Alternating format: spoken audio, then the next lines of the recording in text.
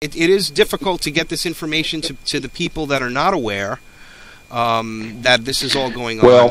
And we don't want to scare them away. I understand that. And you know, you bring up another point, Howard, and I want to end with this. I want to say to the people of the United States that are listening and watching this broadcast, one thing that you need to understand about me: I'm one of the fiercest competitors on the face of this planet. I love to win. I'm not in this race to come in second place. Second place to me is first loser. I'm in this to actually win the White House. I am not the left wing and I'm not the right wing. I'm the bird that sits right there in the middle, basing everything on the Constitution of the United States. And because we're the bird that sits in the middle, we'll pull the left wing and we'll pull the right wing to us so that this eagle can soar all the way to Washington come 2016. I want everybody to take the opportunity to go on that website. Our campaign website is www.robbywells2016.com. And we need your help. I'm just telling you straight up, we need your help. I've got great ideas. I've got a great plan, but we need some financial help. We need volunteers. We need serious-minded folks to step forward.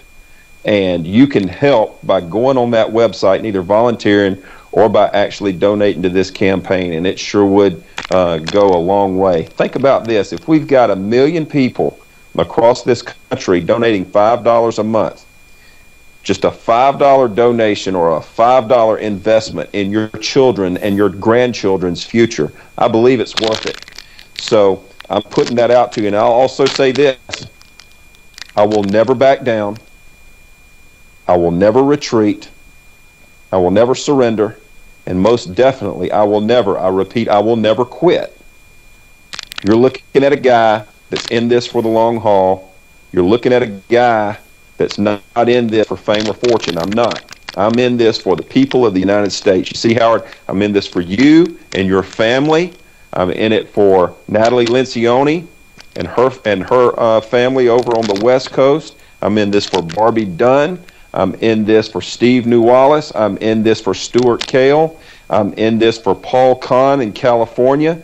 I'm in this for Al Pisano in North Carolina. I'm in this for Michael Bertocchi that's over in Maryland. I'm in this for Randy Stuffelbeam in Illinois. Dale Dortch also in Illinois. Kristen Megan in Chicago. I'm in it for all these people. I'm not in this for me. This is about we the people. And that's what I'm trying to get out to everybody across this country. May God bless each and every one of you. May God bless these United States. Thank you, Robbie. Robbie Wells, future President of the United States. Thank you, Robbie, and thank you for joining me. Thank you.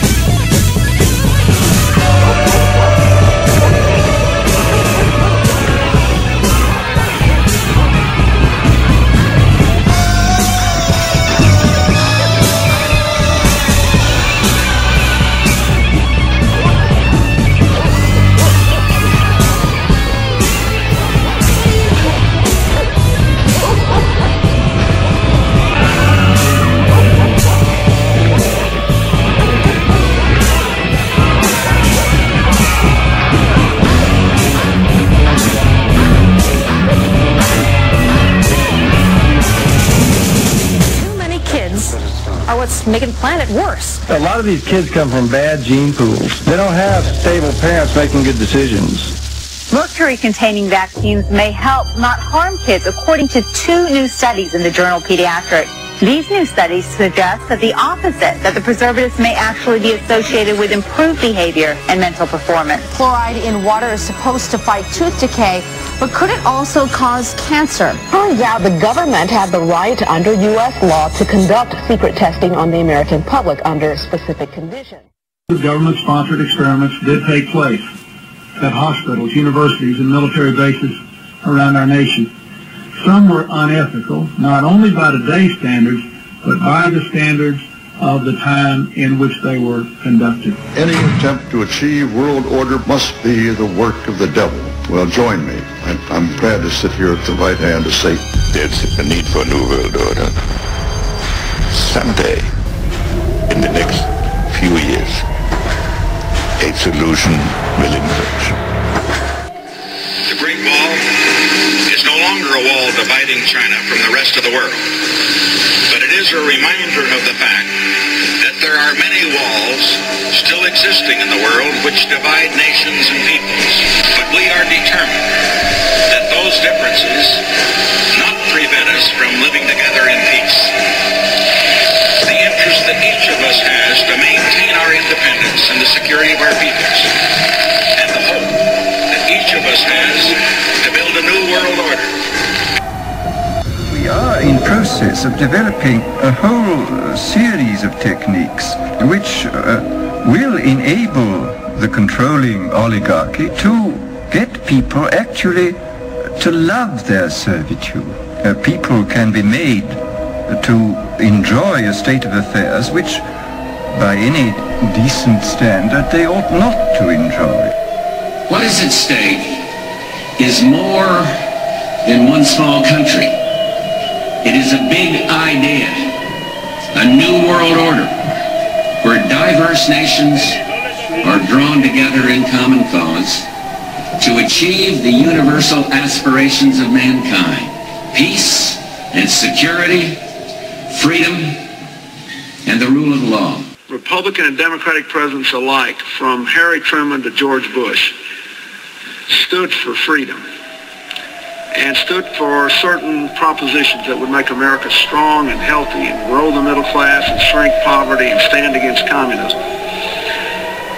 And after 1989, President Bush said, and it's a phrase that I often use myself, that we needed a new world order.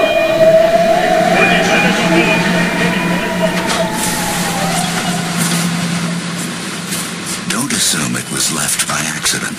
If you see something, say something. A special televised meeting of the New York-based Council on Foreign Relations provides a window to the real story. The speaker, Vice President Dick Cheney, takes a question from David Rockefeller. Vice President, I just enjoyed so much your whole speech, but I was particularly pleased that you gave such a strong endorsement for the free trade agreement for all the Americans. And I think it's absolutely essential for the strength of our economy. Thank you very much, Richard, and I am delighted to be here in these new headquarters. I have been often to, I guess, the mothership in New York City, but it's good to have an outpost of the council right here down the street from the State Department. We get a lot of advice from the council, so this will mean I won't have this far to go to be told what we should be doing and how we should think about the future. He was Chairman Emeritus of the CFR when Vice President Dick Cheney once served as a director, a relationship that Cheney concealed during his congressional career. It's good to be back at the Council on Foreign Relations. As Pete mentioned, I've been a member for a long time and was actually a director for some period of time. I never mentioned that when I was campaigning for re-election back home in Wyoming. I think its task will be to develop an overall strategy for Americans in this period when really a new world order can be created. It's a great opportunity and it isn't a crisis. A new world is emerging.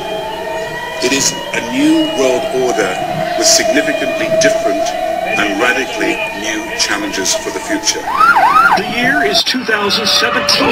You're rushed to a hospital unconscious with no ID or medical history, but thanks to a microchip under your skin, it's all there. Science fiction 20 years ago, but a biometric reality today.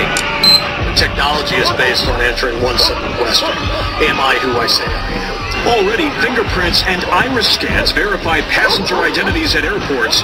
Within 10 years, that technology may be even more widespread. And look for more complex facial recognition programs that scan a crowd of thousands looking for a single terrorist. The latest home security locks use fingerprints to control deadbolts. And at the Tool Osco grocery store in Chicago, some customers pay using their fingerprints. No paper or plastic. You don't really need anything other than your hand, and you already got that with you. Now the UN is backing a plan to change all of that and create a new global currency.